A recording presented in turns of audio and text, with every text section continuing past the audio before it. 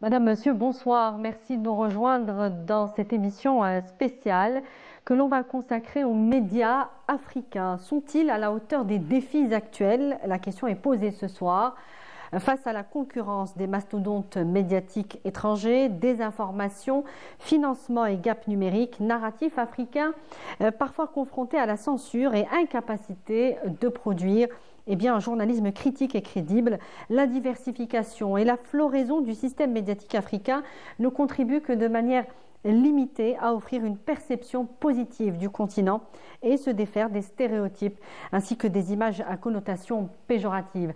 Mais parce qu'il faut voir le verre à moitié plein qu'à moitié vide, le paysage médiatique africain, il faut le dire, a considérablement évolué au cours des 40 dernières années. Les peuples africains continue de favoriser généralement les médias locaux et nationaux pour s'informer, un crédit de confiance qu'il faut bien sûr enrichir et capitaliser.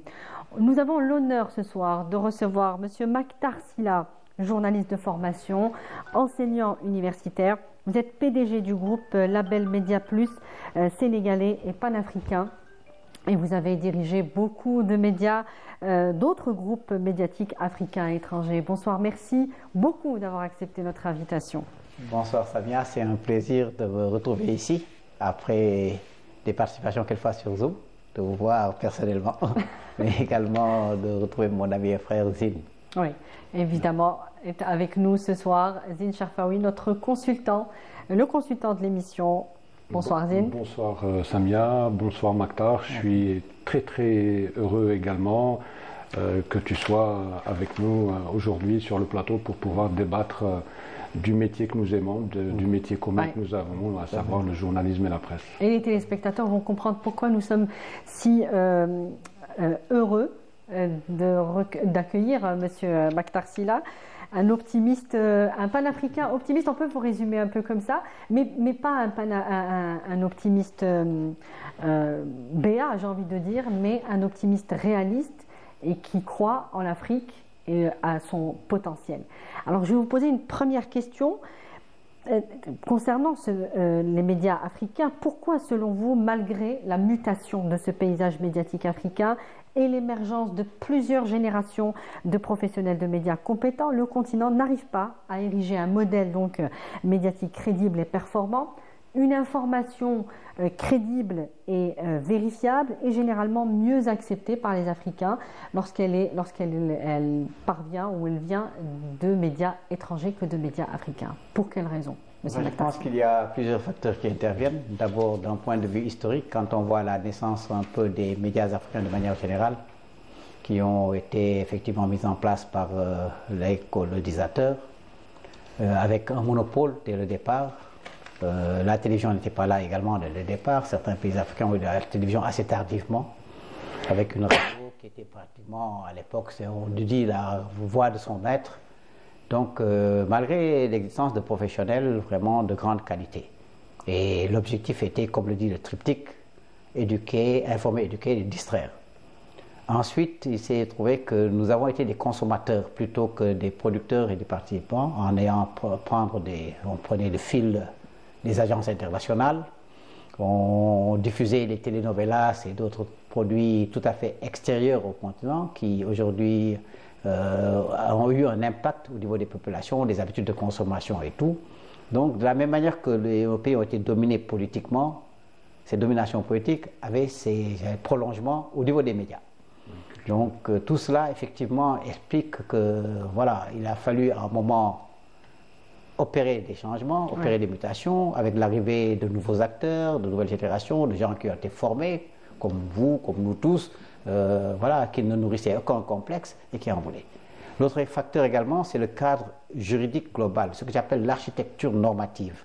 La régulation, comment tout cela est organisé, en passant du monopole au pluralisme, en passant de l'unicité à la diversité du support, du national au transnational. Mais également, dans ce processus qui n'est pas encore abouti, il y a des situations qui sont très différentes d'un pays africain à l'autre. Oui. Voilà, où c'est vrai, la régulation dans certains pays est perçue comme étant de la censure. Dans d'autres, c'est vrai, comme dans un pays comme le Sénégal, c'est reconnu par la Constitution au-delà du droit d'expression.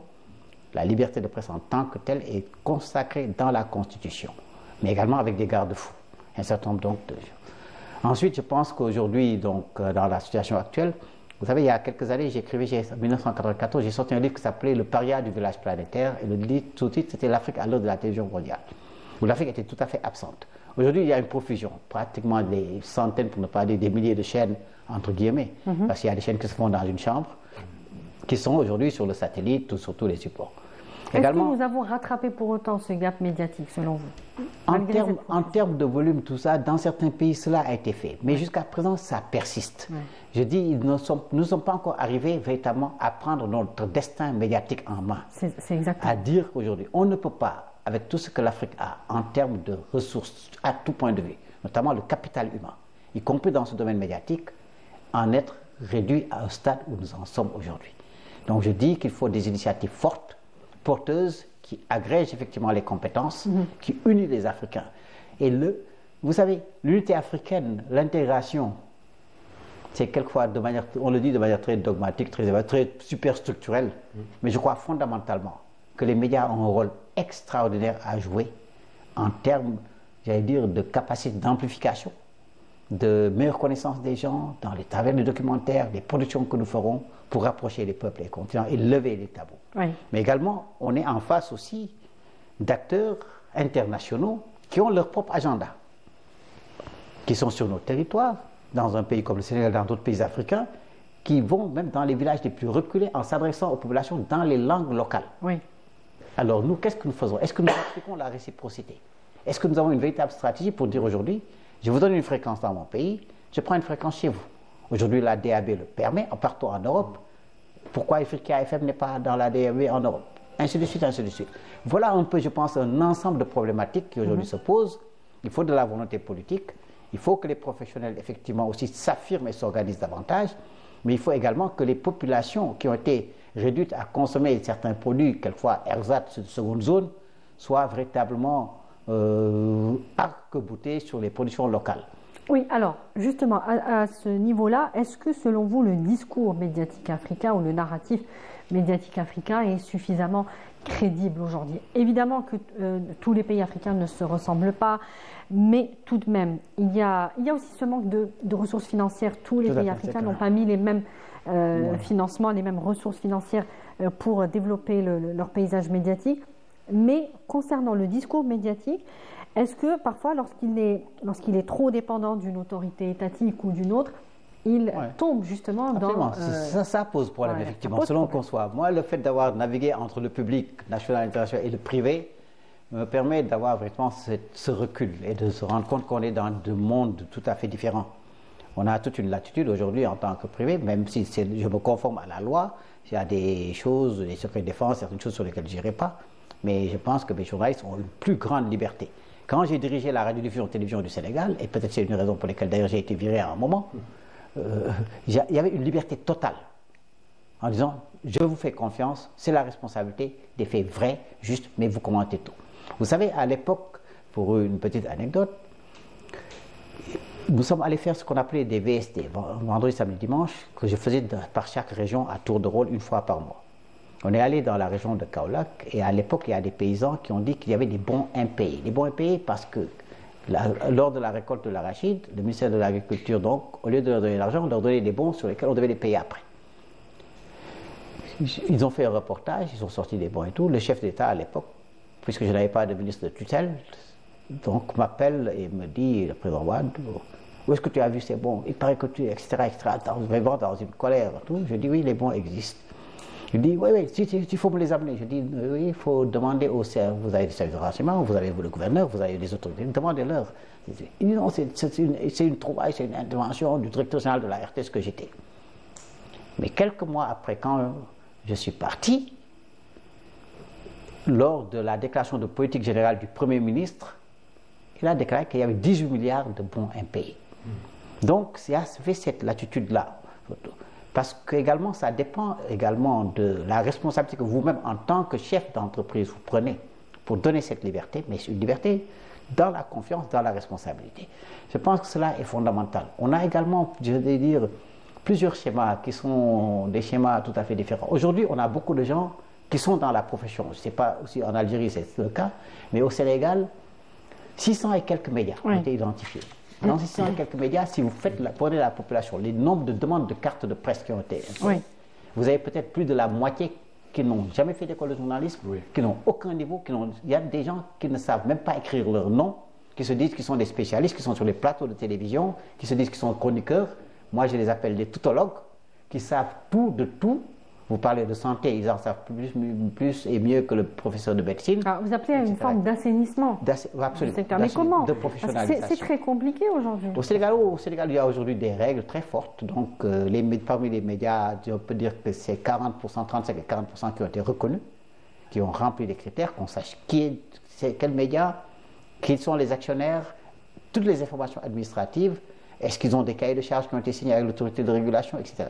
Mais également, il se trouve que dans notre régulation de manière générale, nous n'avons pas pris en compte beaucoup de choses qui sont arrivées. Aujourd'hui, par exemple, les plateformes, il y a la presse écrite, etc. Nous avons fait surtout des autorités de régulation de l'audiovisuel copiées sur les modèles occidentaux.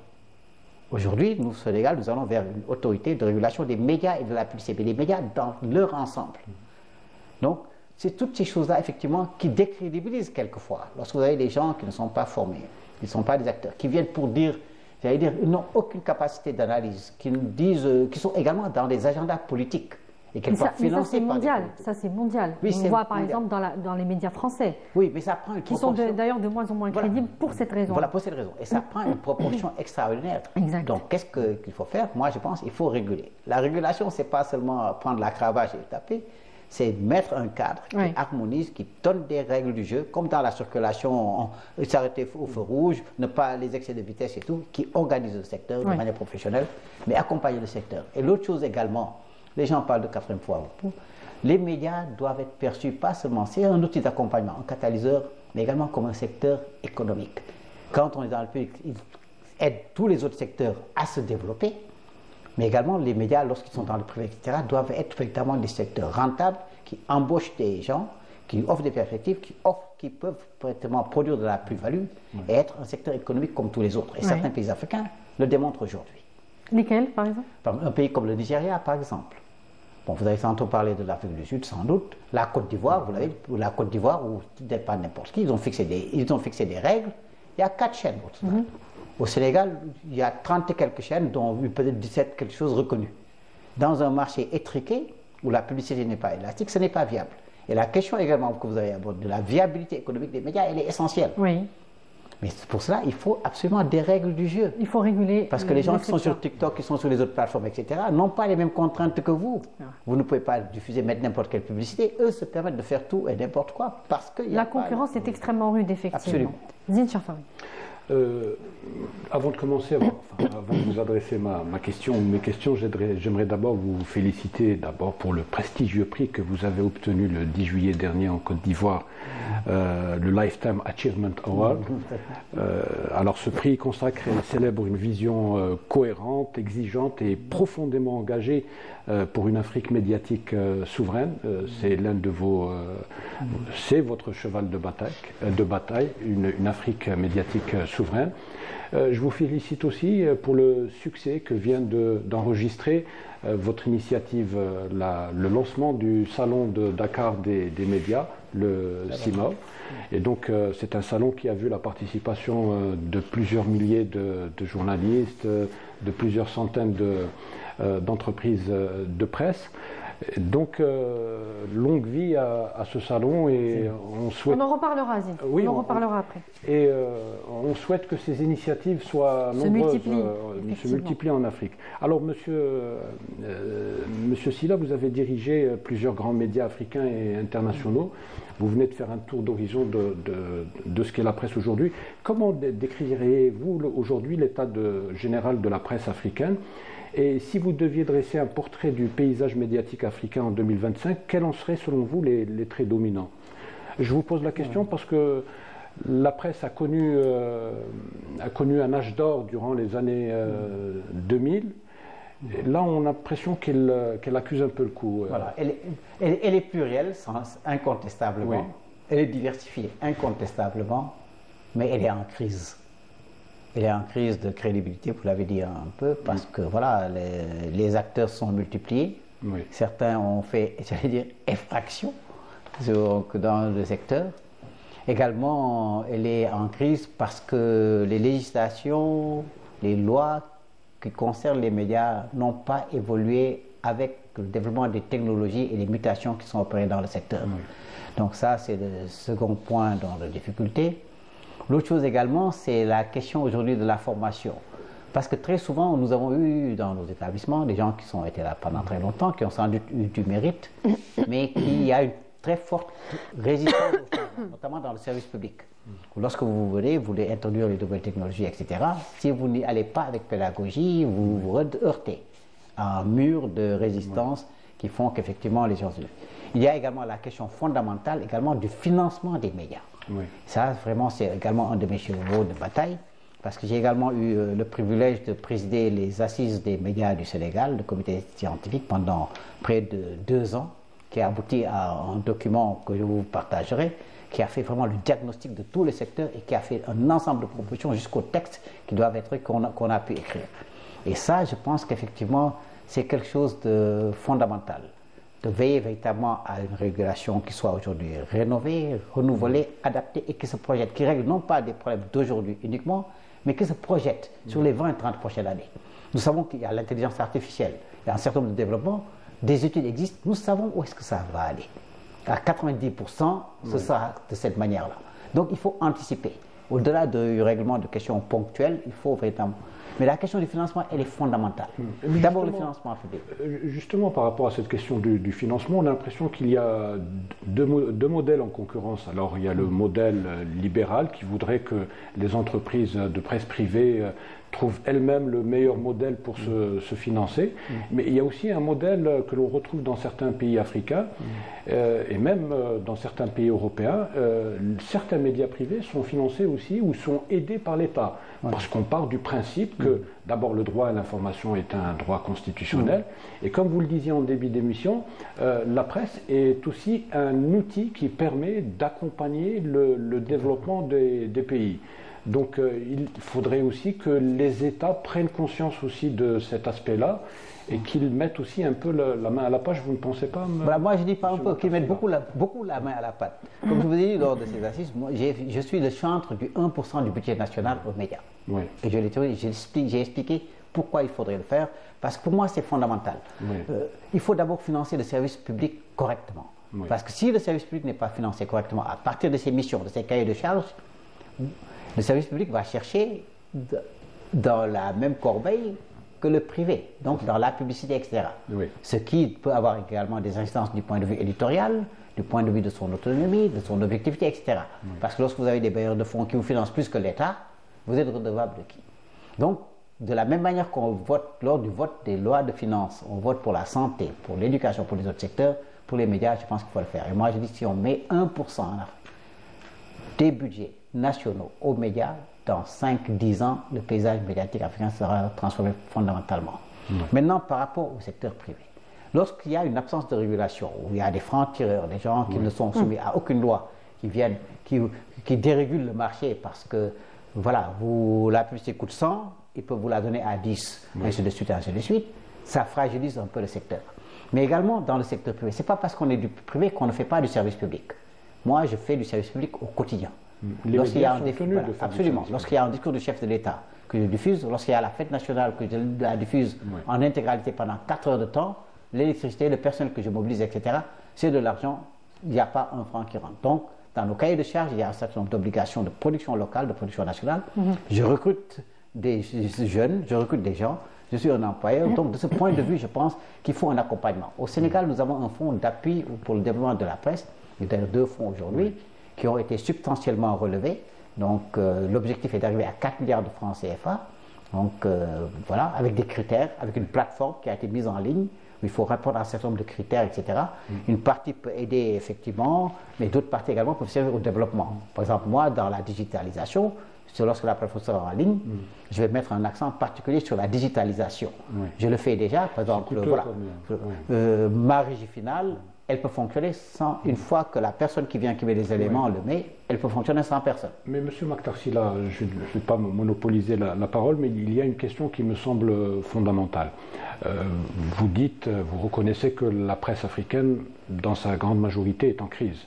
Elle a démarré en trombe durant les années 2000, des journaux se sont créés, des télés, des radios, etc. Après, bon, on sent qu'elle marque le coup. Est-ce que cela n'est pas dû, alors vous avez longtemps disserté ou longuement disserté sur le volet économique, mais est-ce que aussi cette crise ne s'explique pas par un recul démocratique, par exemple dans certains pays de la région, avec des changements de régime. Il y a eu des changements de régime qui ont remis en cause les avancées. Oui. On avance le prétexte du panafricanisme, du souverainisme, etc. Parfois, et il faut le reconnaître, pour étouffer les libertés aussi. Non, non, c'est clair. Hein, c'est pas le meilleur des mondes de George Orwell. C'est clair qu'il y a des pays, effectivement, qui ne jouent pas particulièrement le jeu, ou bien qui jouent leur jeu politique en fonction de certains paramètres, de certains critères, etc. On a l'impression que c'est un prétexte aussi. Voilà, absolument. Quelquefois, c'est un prétexte, effectivement, pour étouffer des voix et tout. C'est clair, c'est net. Donc, à cela s'ajoute la désinformation. Il y a beaucoup d'aspects un peu comme ça. Il y avait de fortes présences des pays du Sahel qui sont confrontés un peu à ce type de problème-là, de liberté de la presse, etc. C'est indéniable, ça existe. Et d'ailleurs, le secrétaire général de RSF Reconnaissance Frontières, Butin, était à Dakar, donc pendant le CIMA. Et donc, je pense que toutes ces questions-là ont été discutées et nous essayons vraiment de trouver des pistes et des solutions. Mais la question fondamentale, c'est vrai, la volonté politique, elle est essentielle. Oui. Qu'est-ce que nous voulons que nos médias soient? Mais est-ce qu'on peut parler d'une volonté politique africaine? Non, sachant qu'il y a ces espèces de cloisonnements régionaux qui ne sont pas évidents. Vous savez, moi, je suis un pragmatique. Vous avez dit un optimiste, ça, mais je suis un bâtisseur pragmatique. Si on est deux, on commence à deux et on fait. Si on est trois, on sera à trois et on fait. Vous ne ferez jamais l'unanimité. Il y a des gens qui ont des intérêts, il y a de la géopolitique, il y a plusieurs autres aspects. Mais avec des gens qui ont cette volonté, qui veulent avancer, avançons ensemble, quel que soit. Et soyons cette locomotive qui essaie d'organiser et qui essaie de tirer les autres. Bon, concrètement, aujourd'hui, il y a cette guerre fratricide au Soudan, commanditée, on le sait, par des forces étrangères, et qui a été presque totalement invisibilisée, d'abord par les médias africains, mais aussi, bien évidemment, par les mastodontes médiatiques de l'Occident, ce qui a eu pour effet d'amortir les atrocités subies quotidiennement par les civils soudanais. Et selon vous, donc, pour quelles raisons cette guerre, par exemple, n'intéresse pas les Africains aujourd'hui, alors qu'elle a un retentissement sur l'ensemble de l'humanité, pas seulement en Afrique? Oui. En tout cas, moi, ça m'intéresse parce que au quotidien, je fais une veille quotidienne que je fais personnellement. Mais on parle de manière globale, c'est vrai. Est-ce que le Soudan, cette guerre au Soudan n'incarne pas finalement la faillite des médias africains? Enfin, pas tellement. Je pense que c'est beaucoup plus. Il faut être dans une démarche beaucoup plus holistique.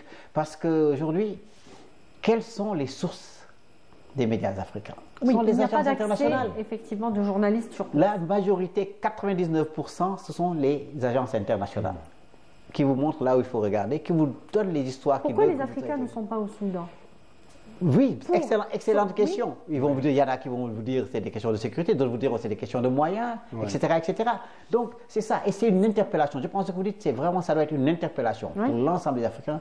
On a eu à l'époque les agences panafricaines d'information, tout ça qui n'a pas marché, etc. Panapresse, oui. Voilà, Panapresse, tout ça. Il faut que les Africains, on arrive à avoir des outils et des structures comme cela. Le récit concernant l'Afrique ne vient pas de l'Afrique. Se réapproprier le récit. Voilà, se réapproprier le récit, avoir des équipes, avoir des correspondants partout, comme le font toutes les grandes agences, comme le font tous les grands médias. Oui. Si vous n'avez pas cela, mais vous ne consommez que ce qu'on vous donne. Oui, mais est-ce que c'est possible? Parce qu'on en a toujours parlé finalement du fait que les journalistes africains ne sont pas présents sur le terrain, ne sont pas présents dans les zones de combat. Et aujourd'hui, l'Afrique renoue malheureusement avec la conflictualité, les conflits armés principalement. Et donc il faut qu'il y ait cette couverture médiatique. Et on ne fait que dire qu'il le faut, mais qu'est-ce qu'on met en œuvre aujourd'hui? Mais vous savez, il le faut, mais quelquefois il se pose même des questions de démocratie tout simplement. Il y a des journalistes qui n'osent pas aller dans certains pays. Aujourd'hui, il y a des choses qui se passent dans beaucoup de pays aujourd'hui africains. Il y a des gens qui ont été tués cette semaine dans beaucoup de pays où il y a des élections, etc. Oui. Qui le couvrent, qui en parlent. Vous êtes sur le territoire, vous êtes sur le territoire, et votre vie peut être en danger. Oui, évidemment. Après, il y a des zones, voilà, qui sont plus ou voilà, moins sécurisées. Mais tout cela demande, c'est une organisation, ce sont des moyens, c'est une véritable stratégie, une véritable volonté professionnelle. Oui, est-ce que vous, en tant que professionnel des médias, vous sentez qu'il y a cette volonté aujourd'hui? Elle est latente, pour ne pas dire inexistante. Et c'est ça qui est dommage. Oui. Mais il y a des gens, peut-être, voilà, du point de vue manifeste, mais je suis sûr que beaucoup d'entre nous, dans nos relations, auraient voulu parler de ces choses, auraient voulu les montrer. Mais là où le bas blesse, c'est exactement ça. Parce que, vous savez, ici, par exemple, à Alger, il y a le centre des news d'Alger, de l'Union africaine de radiodiffusion et de télévision. Chaque jour, il y a entre 30 minutes et 1 heure de sujets faits par les télévisions africaines. Peut-être sans doute quelquefois des trucs institutionnels, etc. et autres. Mais c'est pourquoi, effectivement, je pense que l'UAE a eu cette intelligence d'ouvrir également au secteur privé. Mais qu'on puisse tourner absolument certaines choses. Moi, je serais prêt aujourd'hui, c'est vraiment avec l'ambition que j'avais avec l'une de mes chaînes, Label TV, Branding Africa, l'image du continent. Si aujourd'hui j'en avais les moyens, j'avais été soutenu. Mais j'ai des correspondants, je le dis peut-être dans chaque pays africain, mais au moins par zone. Oui. J'en aurais ici. D'autant qu'aujourd'hui, les moyens technologiques favorisent. Qui permettent de couvrir, etc. Permettent de couvrir plus facilement. Donc je pense que tout ça, il faut qu'on le théorise, il faut qu'on l'applique, il faut qu'on ait de véritables projets structurés, identifiés. Alors, budgétisé. N'allons pas forcément sur les zones de combat où vous dites effectivement il y a un risque. Pour l'aspect économique par exemple, les médias internationaux focalisent essentiellement sur soit les contre-performances ou les faiblesses économiques du continent ou en présentant toujours l'Afrique comme une espèce d'Eldorado économique pour les marchés internationaux. Il n'y a que ces deux versions, ces deux narratifs dans les médias occidentaux pour ne pas les citer. Et encore une fois, une image volontairement réductrice. Alors pourquoi, là encore, nos médias africains, l'information est disponible, notamment les données économiques sont disponibles, notamment à travers les grandes institutions financières. Pourquoi nous ne sommes pas en mesure de renvoyer cette image et ces performances africaines? Il y a de la performance économique en Afrique. Non, il y a des médias qui le font. J'ai la prétention de dire que mes médias le font. Mais le gros problème, c'est que, comme dans un environnement comme celui du Sénégal, les focus, c'est sur le débat politico-politique. Oui. À longueur de journée. Vous savez, la télévision, pratiquement, se résume à faire un plateau à longueur de journée. Tout le monde fait la même chose, se copie. Ce sont des frères siamois ou des sœurs siamoises. Politico-politique. Quand je dis politico-politique, mais c'est les invectives, c'est les trucs, tout ça. Mais vraiment, et c'est ça, on dit que c'est ça que le public aime, etc. Je ne crois pas. Moi, je crois véritablement un peu à un recentrage de la production sur ces questions-là d'économie, d'innovation, d'environnement, d'éducation, de santé, de culture. Le Salon international du livre d'Alger qui se passe. Quelles sont les chaînes de télévision, de radio aujourd'hui ou de la presse écrite en Afrique qui sait que c'est près de 5 millions de personnes? J'y suis allé. J'ai vu des familles entières, des jeunes, des enfants, tout ça. J'ai vu toutes ces littératures qu'il y a en langue arabe, en français, en anglais. 1250 et quelques, je pense, exposants et éditeurs. Mais qui le sait aujourd'hui? Qui en parle aujourd'hui? Oui, la télévision algérienne. En Afrique, non. Oui, mais il faut absolument un relais. Ce sont des choses qu'il faut faire connaître. L'Afrique a besoin de cela. Aujourd'hui, j'en aurais les moyens, j'aurais fait peut-être une collection, chaque jour j'aurais tourné peut-être 12 fois 13 minutes. Au bout de 10 jours, j'aurais une collection peut-être de 52 fois 13 minutes d'auteurs, d'éditeurs, de journalistes culturels, etc., que je pourrais diffuser, et dans toutes les langues. Et c'est ce type d'initiative, c'est ça qu'il faut. Mais cela, ça doit s'organiser, avec des gens qui en ont la volonté. Tout mon combat, dans toute ma carrière, moi, ça a été ça. Un réseau commun, des gens qui se mettent ensemble, qui le construisent progressivement. Et c'est possible. Docteur Mactar Sylla, on l'a dit tout à l'heure, certains leaders africains se réclamant du panafricanisme utilisent cette notion pour restreindre les libertés. Donc il s'agit d'éviter qu'une idée aussi noble ne serve de paravent à l'autoritarisme. Il y a quand même une question qui s'impose d'elle-même. Je vais un peu faire l'avocat du diable. Le panafricanisme médiatique, est-ce que c'est une utopie? C'est faisable? Est-ce que c'est une nécessité stratégique justement face aux grands groupes internationaux? Est-ce que nous pouvons aller justement dans ce sens-là? Pour moi, c'est une nécessité, vous avez dit vraiment, c'est une nécessité stratégique. Qu'est-ce qui nous empêche aujourd'hui de le faire? Si on fait une analyse tout à fait simple, tout ça. Nous avons les contenus originaux. Si on prend l'Afrique, des ressources naturelles sur la question économique, sur les questions d'environnement, nos sites historiques, nos personnages historiques, notre histoire, notre actualité au jour le jour, Oui. nos femmes, notre jeunesse, 75 à 77% de la population africaine qui a 35 ans et moins. Et c'est la Deutsche Welle en Allemagne qui fait 77%, oui. un magazine qui Ce ne sont même pas nos statistiques. Voilà. Oui. Et je leur fais la version française au Sénégal. Donc quand on voit tout ce potentiel qu'il y a, quand on voit les professionnels, c'est vrai, on peut parler de la formation, mais il y a des professionnels africains de très grande qualité. C'est pas ici en Algérie que je dirais le contraire.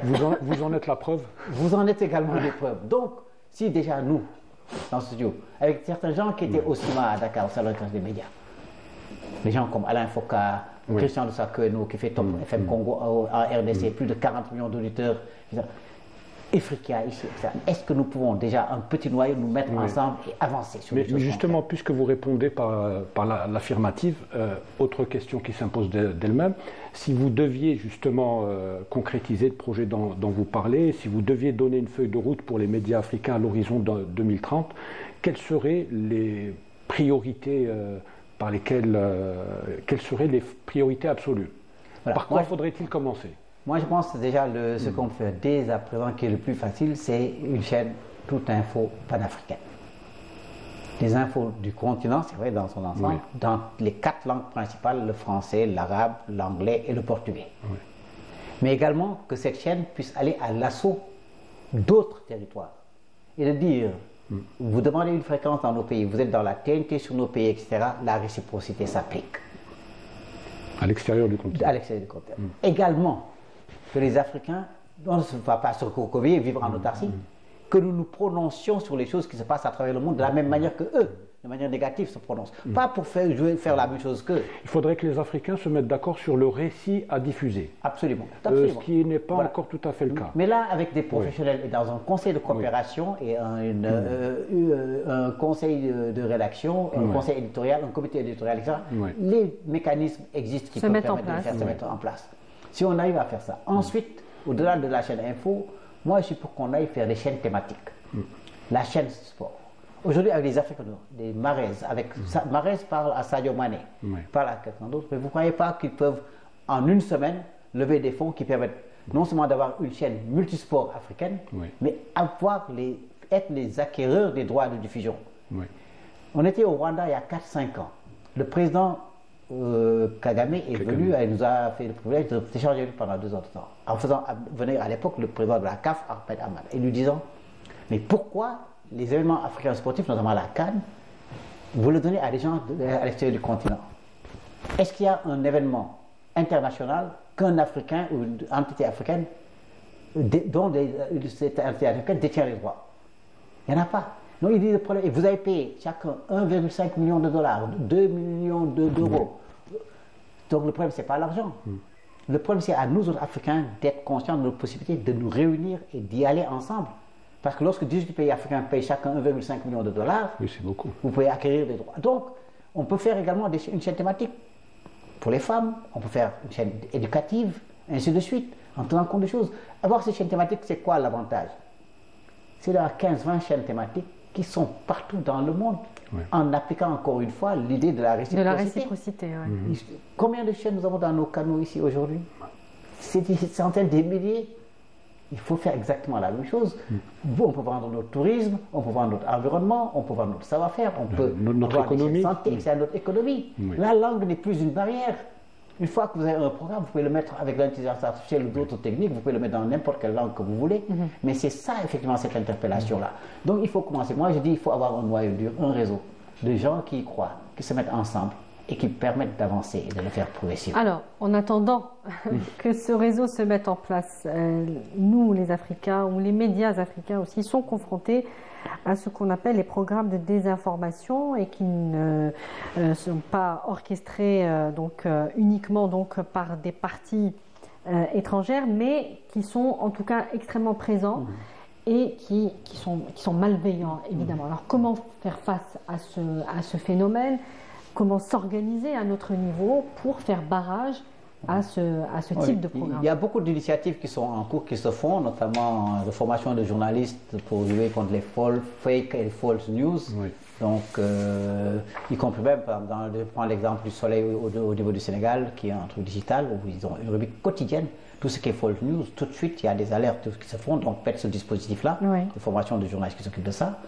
Mais également, il faut qu'à partir de nos propres narratifs, il ne faut pas que nous soyons dans une position passive, il faut que nous soyons beaucoup plus agressifs au sens le plus positif du terme, en relayant nos propres histoires. Et chaque fois qu'il y a des choses comme ça, il faut, dire, tordre le cou à la désinformation, aux rumeurs, aux préjugés.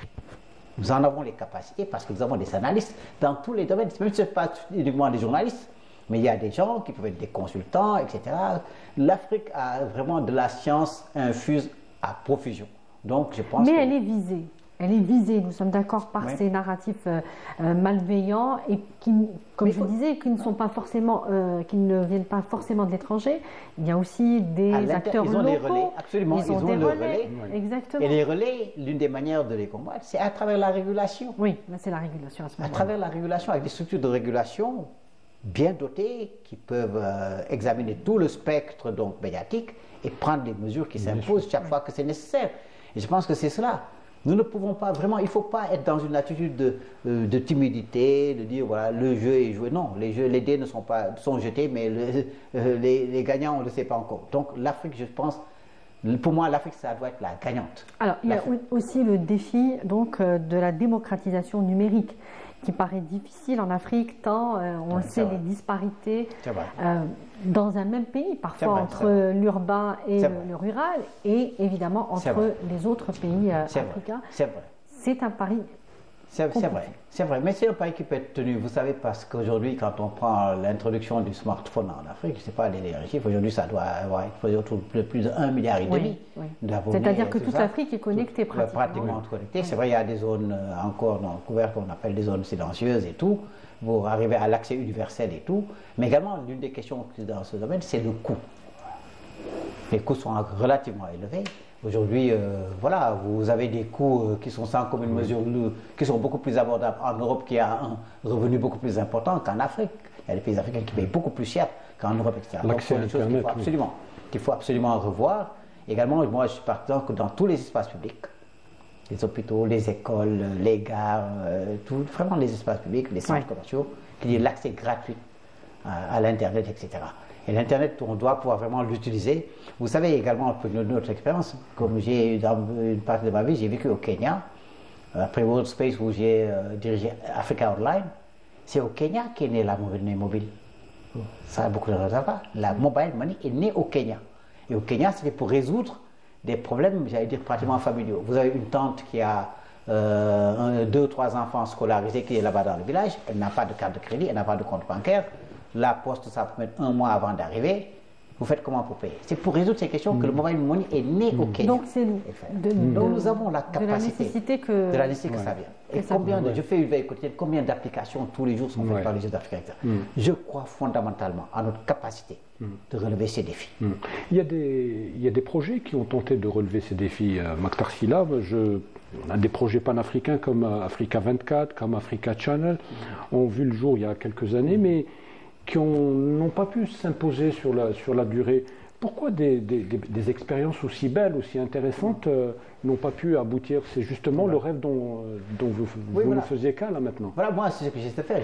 Je crois que vous avez même dirigé Africa 24, non? Non, depuis 2017, j'ai lancé la label TV à partir du Gabon, où j'avais 12 nationalités africaines. Et voilà, mais aucun soutien, y compris par les grands groupes internationaux. Parce que vous avez des groupes panafricains qui sont là, mais qui préfèrent aller mettre leur publicité sur CNN, la BBC ou je ne sais pas quel autre organe, mais qui ne vous accompagnent pas. Donc le panafricanisme est extrêmement difficile. Alors que voilà, moi c'est du contenu 100% africain. Je ne diffusais rien jusqu'à présent, rien d'autre qu'africain sur l'Afrique ou par l'Afrique. 100%. Je pense que je suis pratiquement le seul aujourd'hui à le faire dans le monde. Donc, mais vous n'êtes pas accompagné. C'est ça le drame. Donc le problème est politique. Il est politique, il est économique, il est une question de perception. Je suis sûr que quelqu'un d'autre l'aurait fait. Vous savez, il y a des expériences qui ont marché quelquefois. Il suffirait peut-être, si j'étais néerlandais ou je ne sais pas, norvégien ou peut-être, je ne sais pas, chinois ou quoi, peut-être que ça marcherait plus vite.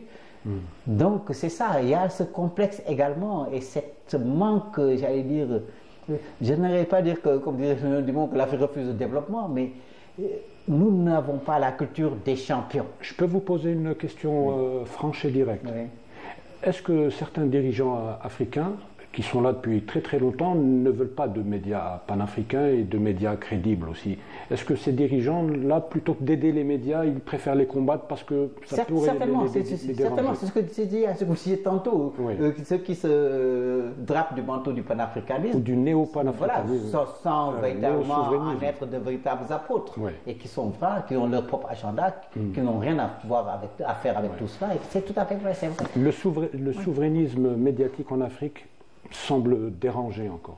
Absolument, mais il faut absolument aller vers la souveraineté médiatique. C'est l'une des conclusions de Dakar, la souveraineté médiatique, une alliance pour la souveraineté médiatique. Oui. Parce que sans souveraineté médiatique, il n'y a pas de souveraineté politique, il n'y aura pas de souveraineté économique. C'est tout à fait vrai. Et justement, parallèlement à ça, le génocide à Gaza, particulièrement, a mis à nu le truchement des hommes d'affaires dans le financement et l'orientation idéologique même des médias français. On va les citer parce qu'en Afrique, ils sont extrêmement présents. Et on découvre d'ailleurs, on le savait pour les USA, on le découvre pour la France. Et ils sont largement détenus par des milliardaires qui ont donc des idéologies fascistes, suprémacistes, et qu'ils donc diffusent à travers ces médias. L'image de l'institution médiatique occidentale a donc pris un sérieux coup depuis le début du génocide à Gaza. Est-ce que même les peuples occidentaux d'ailleurs se réfèrent à d'autres plateformes pour s'informer aujourd'hui? Il y a un problème de crédibilité. Est-ce que ce n'est pas une fenêtre de tir aussi pour l'Afrique? Absolument, il faut que nous essayions vraiment de nous positionner en donnant de l'information vraie que tout le monde voit. Là, c'est comme le truc au milieu du front, que tout le monde voit.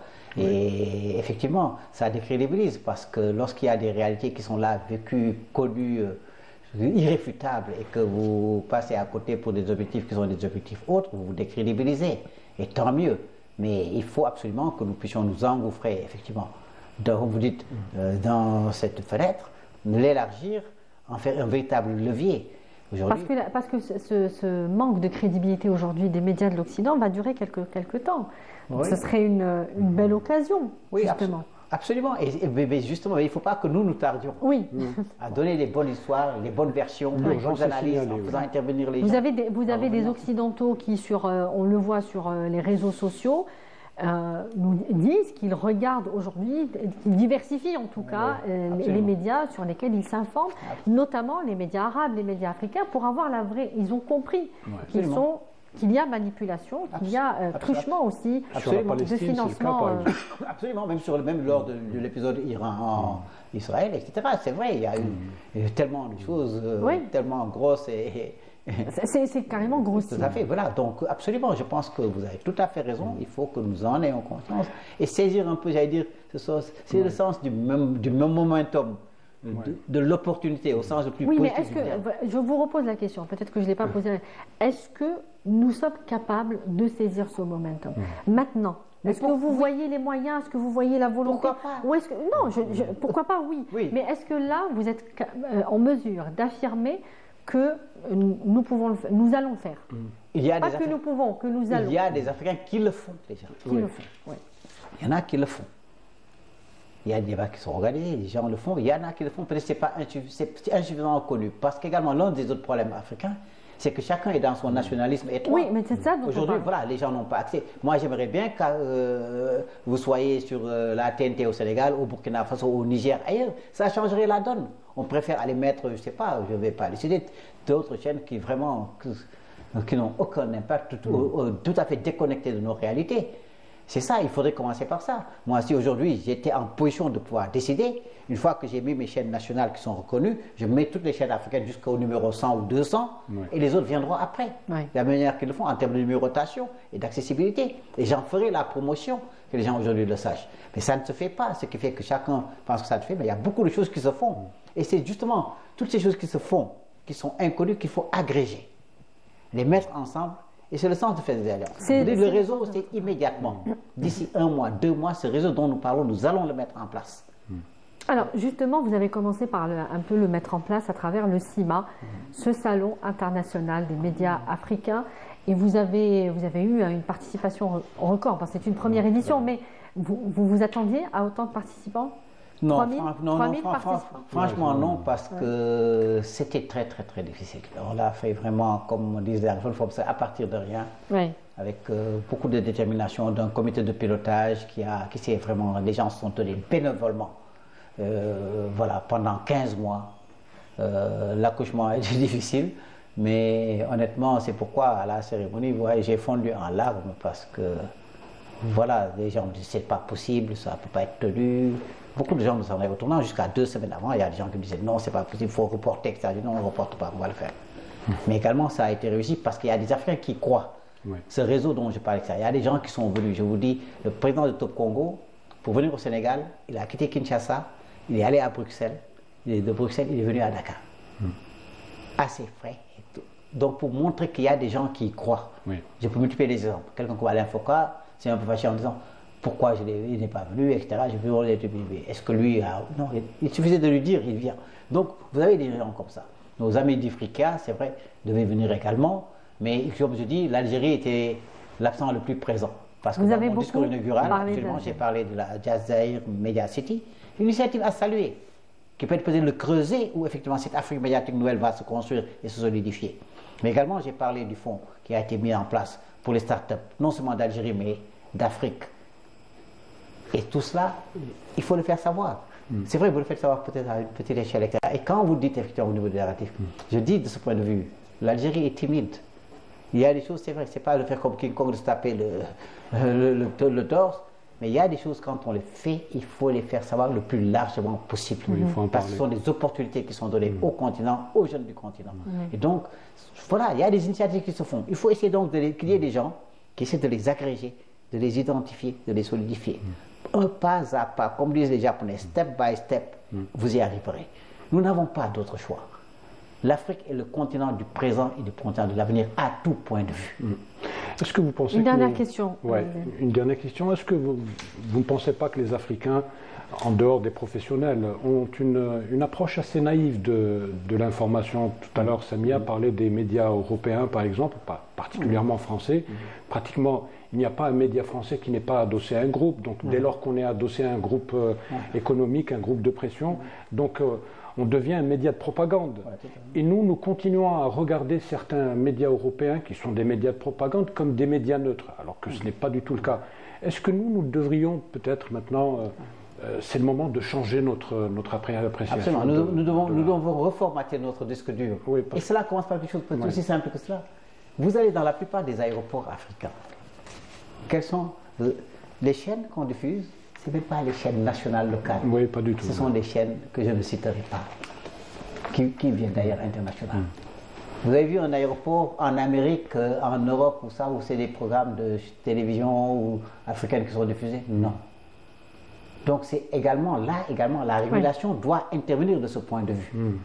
Aujourd'hui, moi, si j'en avais le pouvoir, à l'aéroport de Dakar ou ailleurs, ce seront d'abord les chaînes locales, les chaînes africaines qui seront diffusées dans les différents salons. Et peut-être avant un salon, effectivement, les chaînes qui veulent regarder les chaînes iront là-bas. Mais même notre intelligence et nos dirigeants, là, j'allais dire aujourd'hui, la plupart, vous allez dans les bureaux, vous allez dans les ministères, etc.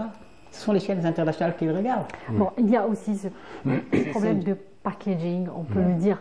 Le packaging est plus alléchant, plus attrayant. Ça dépend. On peut le dire. Au Kenya, vous avez au Nigeria, en Côte d'Ivoire, et même au Sénégal, c'est ça. Qui font, je ne sais pas, moi, quand j'étais avec Label, quand j'étais au Gabon, il y a des gens qui sont venus, de grands groupes, même Hachette, tout ça. Ils ne pouvaient pas imaginer qu'en Afrique, il y ait des télévisions de cette qualité. Moi, c'est du tout numérique, digital. Dans ma régie finale, vous pouvez, une fois que c'est programmé, vous pouvez ne mettre personne. Ça fonctionne tout seul? Oui, tout seul. Un système de qualité en HD et tout. Donc, ça existe. Il y a de véritables... Non, ça existe aussi en Algérie, mais, voilà. Mais on parle d'un... Il n'y en a pas, disons, en quantité critique. Il n'y en a pas en quantité critique. Et c'est vers ça qu'il faut aller. Il faut que les gens qui sont sur le haut du pavé hissent les autres pour arriver à atteindre ce niveau-là.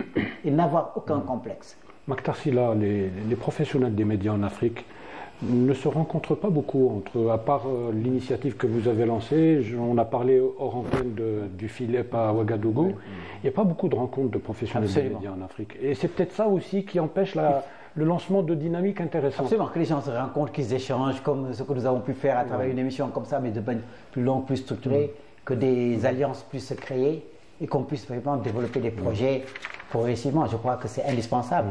Et encore une fois, l'Algérie de Jazaïr Media City doit pouvoir jouer ce rôle. L'Algérie doit pouvoir organiser annuellement, non seulement peut-être même pas une grande rencontre de tous les journalistes, mais des trucs thématiques sur l'économie, sur l'innovation, sur les questions culturelles et sociales, etc. Et vraiment des trucs thématiques, 3-4 grandes rencontres comme cela, créer de véritables réseaux au bout de 2, 3, 4 ans, à l'horizon 2030. L'espace médiatique sera tout à fait, absolument, sera tout à fait différent. Maktar Sylla, je vous remercie. Je rappelle que vous êtes journaliste, enseignant universitaire, PDG du groupe Label Média Plus, sénégalais et panafricain, et vous avez été à la tête de plusieurs groupes médiatiques africains et étrangers. Merci beaucoup d'avoir répondu à notre invitation. Merci beaucoup, Samia. Ça a été un très grand plaisir de vous rencontrer. Réciproquement. Je salue votre professionnalisme. Merci. Et moi, je vous suis à distance parce qu'avec les réseaux sociaux, on peut vous suivre, je vous suis. Et certaines de vos émissions, d'ailleurs, j'ai demandé un peu à la production si je pouvais les rediffuser. Je les rediffuserai volontiers parce que moi, je suis effectivement dans cette logique de montrer la qualité. Oui, c'est par là qu'il faut commencer, effectivement. Absolument. Merci beaucoup, Maktar Sylla. Merci, Zine Cherfaoui, d'avoir fait cette interview avec moi. Merci à vous de nous avoir suivis. On se retrouve très prochainement. Excellente suite des programmes. Au revoir.